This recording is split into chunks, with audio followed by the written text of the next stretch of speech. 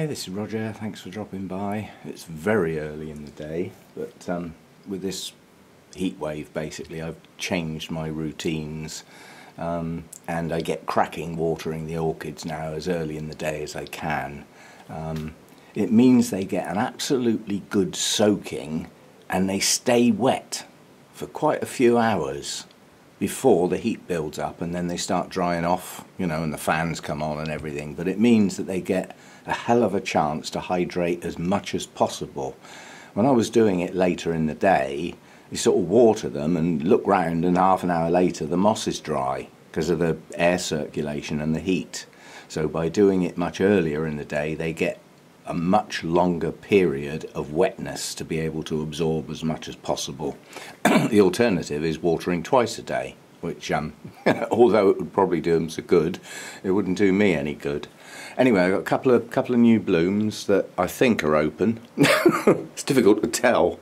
The first one is this Bulbophyllum, and this is Delatescens, and I've been holding off filming this because I didn't really know if it was fully open or not.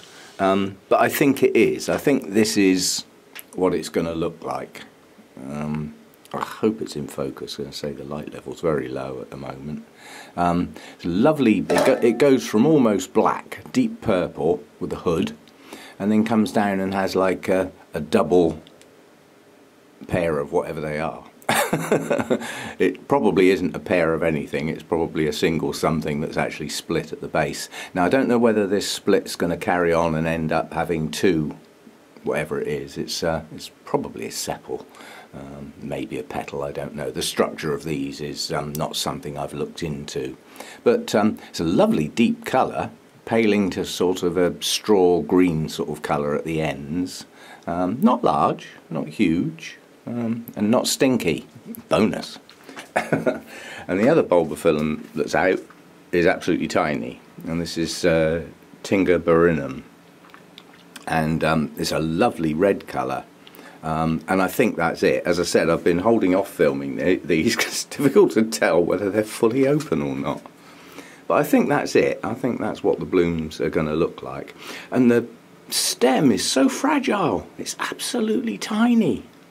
Very, very delicate little Bulbophyllum, and yeah, I actually quite like it. It's a little unusual, if you know what I mean.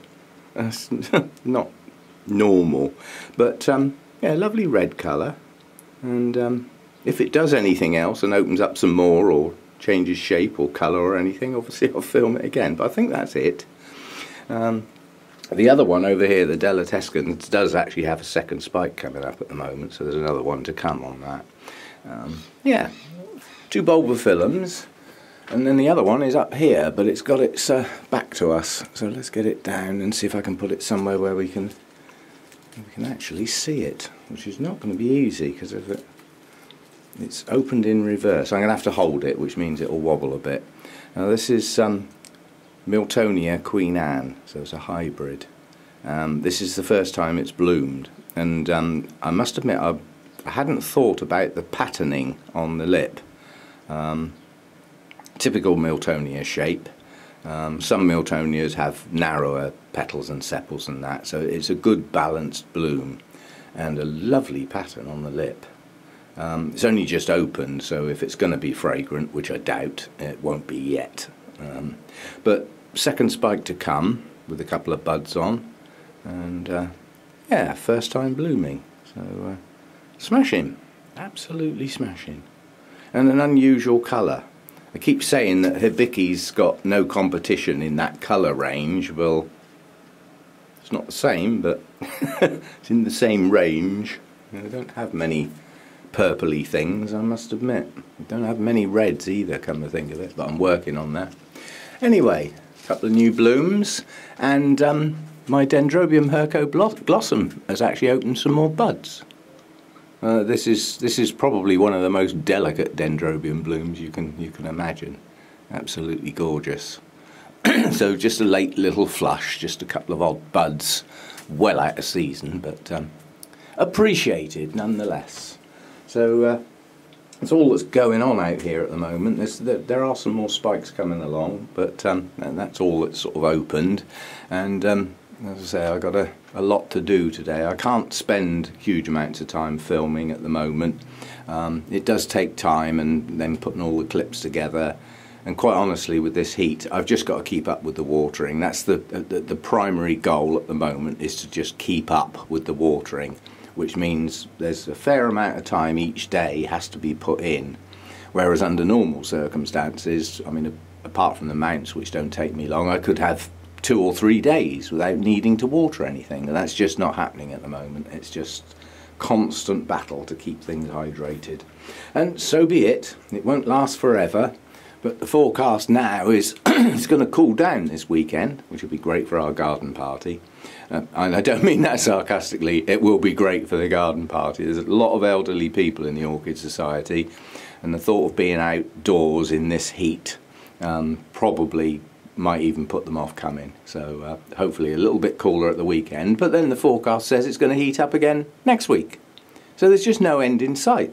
No end in sight. Our only hope of rain is a couple of flash thunderstorms or something like that, but no period of prolonged rain on the horizon. Nothing.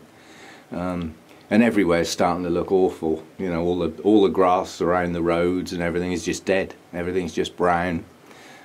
People are struggling to keep up with keeping their gardens green, and plants are dying in pots. You sort of drive along and see hanging baskets outside houses just burnt, just gone. So it's yeah, we're not used to it. It's just as simple as that. And yeah, so anyway, I'll see you next time. Just a few new blooms to look at. And as I say, if I filmed everything that had just finished blooming, that would be a long video. But filming things opening is a short video. Well, one thing, I don't know whether I can, yes, I probably can. This straggly looking cattleya down here, one of the acquisitions last year, is a Harrisoniana, I think it is. Trying to desperately read the label. Its latest new growth is a stonker. It's grown a massive new growth. And if you look, the sheath has got a shadow in it, so we've got buds on that. So it'd be interesting to see what that is a bit down the line. But coming along, and this one looks strange because if I didn't know better, it would worry me. There's no sign of any buds in this sheath, and it's a strange cattleya. It pushes up a very large sheath, then it pushes up a secondary sheath inside, and then the sheath starts to die, and you think, oh no, I'm not going to get any buds. But last time it did that, the buds came later. So I don't see any reason why that shouldn't bloom. No reason at all. And it's already started its next growth at the base. So that's good. Anyway, I've got to get on, fill up the foggers and start watering and get these mounts done so that they get a good 2 or 3 hours absolutely soaking wet, so they can fully hydrate before things start to dry off and get a bit warm in here. So we'll see how we go.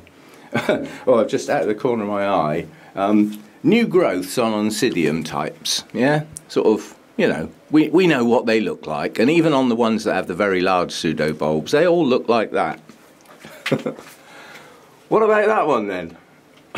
Absolute stonking new growth on that one. That's massive. And no, it's not a spike. Hang on, what plant is that? No, it's not a spike. Sorry, just had to try and picture what it was, but that is a massive new growth. Actually, that's my Prismatocarpa. That still hasn't bloomed. No. Well, if it's going to put up a growth like that, it better bloom. Anyway, just, you know, that is a huge new growth. Massive. Good stuff. We like that. Right, I'll leave it at that, and I'll see you next time. Thanks for dropping by.